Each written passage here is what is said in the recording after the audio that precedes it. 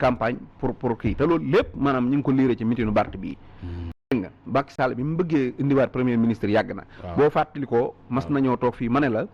ba mooy ba fi juróom-ñeenti ministres yi doon def seen conférence de presse ba ma ne la conférence bi doo ko gisati mukk parce que dafa wane ne premier ministre mënut a ñàkk waxoon naa la ko daaw dootuñu ko defati mukk booba la Macky Sall pare woon pour dugalaat ko mais gouvernement bi la mënut a woon a laal parce que pression politique bi fi amoon ci mois de mars yeeg Covid beeg yooyu sañut woon jékki-jékki laal ko soo gisee mu annoncé ko nii bëgg a teg pression ay nitam képp la ci jublu pour wan leen ne pare naa pour dàq ñëpp léegi nag mu des nag discours ba fa Ousmane Sonko jël mooy du ma signé protocole boobu damay wax ne protocole boobu ci boppam maanaam këyit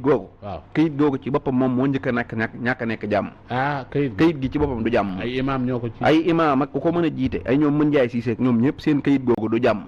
xam nga Sénégal dama leen di ngat kay parce que Sénégal da ngay xam nga lan moo ko yàq da ngay suyëb théâtre bi jeex nga bañ parce que sponsor ya tax ñoom diire bi ñu amoon expiré na mois de mars moo taxoon seen affaire boobu amoon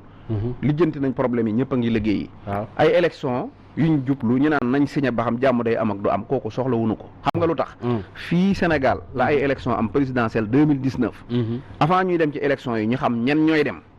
ak kan mooy gagné ak ñaata lay gagné te biñ demee noonu la demee amu fi biñ paree gis nga benn pëno tàkk Sénégal dañ ko signé woon kon lan moo tax ñu ñëw tey naan nañ signé dem jub ay élection laa wax de lu garaaw laa la wax xam ñan ñooy dem ci élection yi ak kan mooy gagné ak ñaata lay gagné te loolu lépp dañ ko wax ci télé yii nga dégg ñu ne ñii ñooy bokk kii mooy gagné lii lay gagné ñi dem ca mu am daa tax sénégalais yi génn di xeex lañ toogoon signé ko ca Sonko ñeenti moroomam yooyu signé ko ne duñ d'accord ci gagné gi ñu Macky Sall sàcc nii lan la jariñ dara kon toog di signé lu ñuy jariñ xam nga li nekk li am mooy maanaam li tax ma ne la këyit gi moom ci boppam ñàkk jàmm la mooy jabulise la jabulise Sonko la ñuy jabulise mooy ñun yàgg dañoo politique dafa mel na léegi dañoo wane ne ak gan dafay ñëw goo xam ne maanaam fitna képp la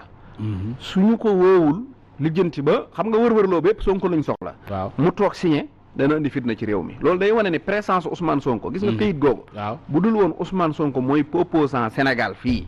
nekk fi leader opposition kenn du ko signé ak kër nag bu ñu fa dëkkee dëkk ci jàmm ba mu yàgg son yi bu ñëw gane siñu nga indiw kayit naan nag kenn ku ne signé na du ma sàcc son yi bu nga bëgg a waxal da nga koy nëbb dégg nga nañ waxante dëgg rek wala nga wut dafa am loo xam ne ñun signé kayit googu suñ Ousmane Sonko da leen a waroon a wax signé naa ko ba pare xam lan lañ signé ñun xam lan lañ signé Macky Sall mooy suñ président Macky Sall xam lan la signé république laa leen di yore ci république bi ngeen tëral ci laa leen di yore loolu la waat loolu la signé république xam lan lañ signé ak république ñun mooy jàmm moo fi am su jàmm amut ku ñàkk indi jàmm ñu duba la kon buñ wàññee ko waatee gannaaw waat république bi naan dañuy signé waat geneen kayitug jàmm day mel ne dañoo nekk Libye wala dañoo nekk ci état de crise wala dara dëgg la dégg nga kon kayit googu ci boppam ñàkk jàmm lay firndeel ak jabulise Ousmane Sonko d'accord loolu moom mooy li wér gis nga nag bu loolu lépp jàllee xam nga dafa am yoo xam ne kenn waru koo signé maanaam koo la wax signé ko sax da nga ko war a mbéj